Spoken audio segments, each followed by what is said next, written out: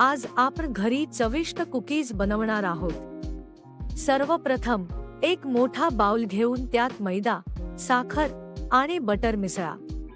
आता त्यात एक अंडा आणि व्हॅनिला एक्स्ट्रॅक्ट घाला। चांगलं मिसळल्यावर चॉकलेट चिप्स घालून पुन्हा एकदा चांगलं मिक्स करा। आता या मिश्रणाचे छोटे गोळे तयार करा आणि बेकिंग ट्रेवर ठेवा।